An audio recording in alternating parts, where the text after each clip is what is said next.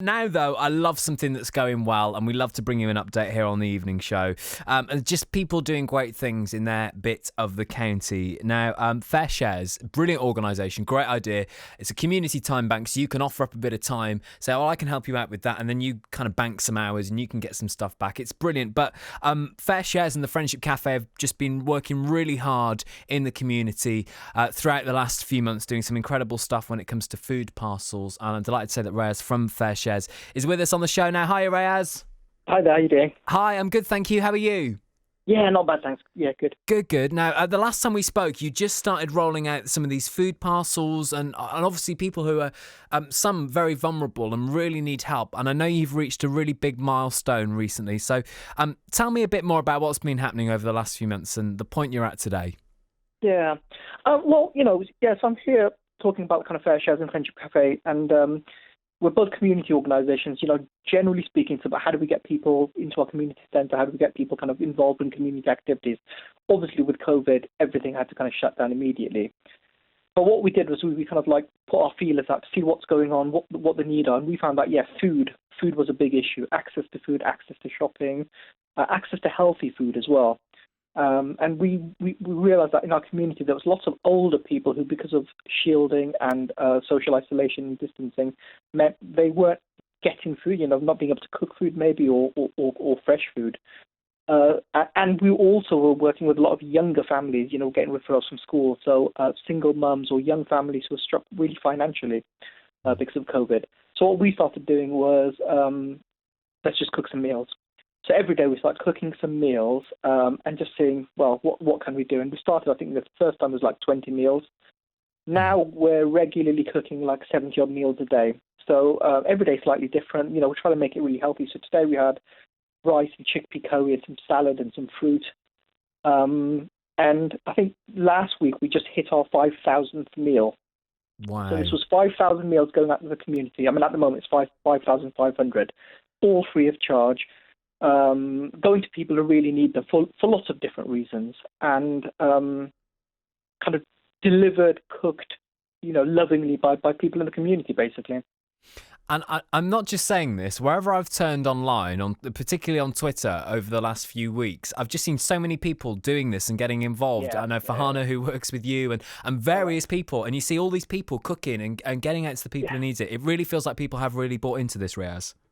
But it's not just us, this is the thing. I think we can be really proud as people living in Gloucester that, in every corner of Gloucester, everyone's working hard. We've got a really good community spirit, and, we're lucky because our whole philosophy with time banking is, if you've got a bit of time to give, if you've got something you can offer, give an hour and see what help you can do. And so we've just built upon that. And we get people coming and say, look, I'm off work at the moment. Have you got anything you need? On Monday, we had a lady coming in who's has ill health herself, so she couldn't kind of spend the whole day helping out, but she was there for an hour or two, helping out, cooking and preparing. And when she got to the point where actually, I think this is all I can do now. Brilliant, thanks a lot for all your help, and then she'll be hopefully back next week. So it's whatever you can give, and I think we see that across Gloucester, and we're not doing this work in isolation. So yeah, I'm here and. I'm coordinating some of it. But actually, even in Barton and Treadworth, we've got us Friendship Cafe, we've got the Barton and Treadworth COVID group, we've got Helping Hands, loads of different organisations, and I think it's brilliant that we can all come together to do this.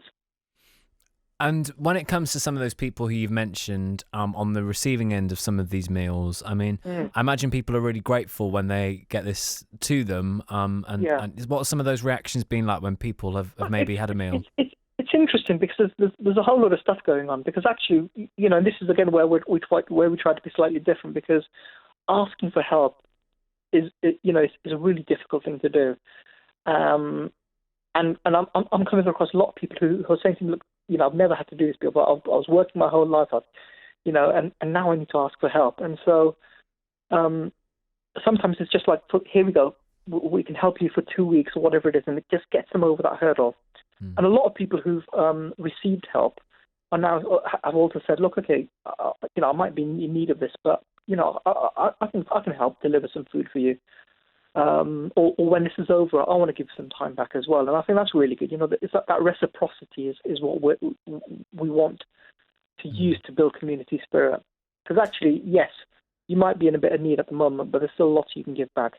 We have, an older lady who is housebound, but she's phoning somebody else who's housebound. And so keeping that communication going, there's lots of little things that everyone can do.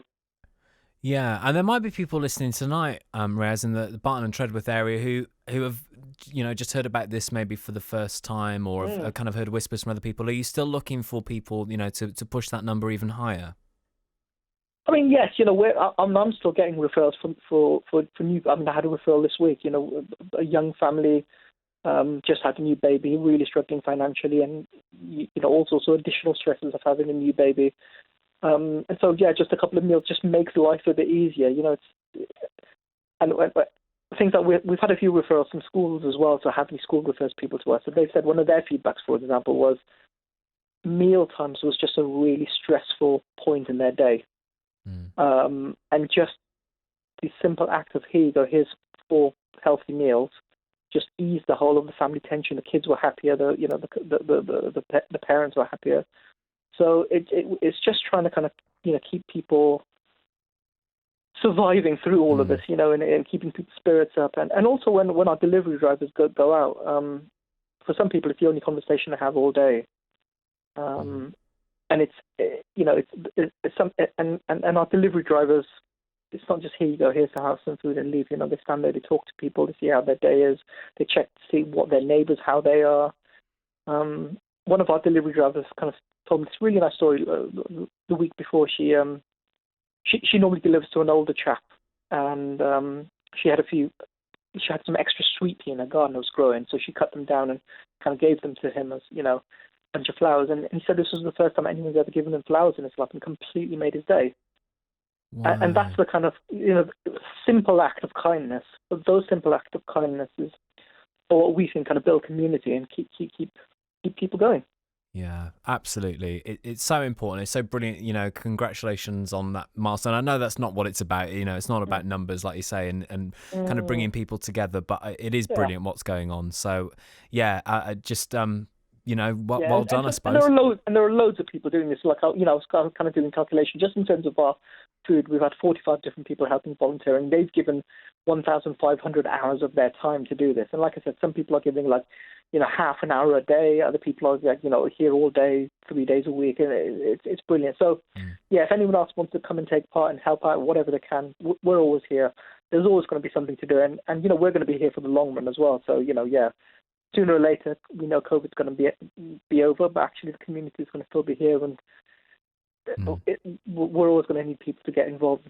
That kind of really make communities worth living for.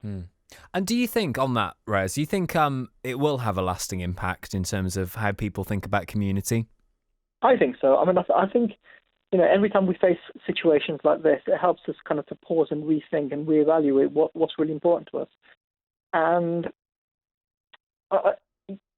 for me personally, the reason I work in a community organisation is because I really think strongly that we all have a responsibility to our neighbours, and actually, if we look after our neighbours and other people look after their neighbours, half of our kind of real simple problems would be easy to deal with. And I think just the more we do that, the more we acknowledge that simple things that we can do can make other people's lives so much better.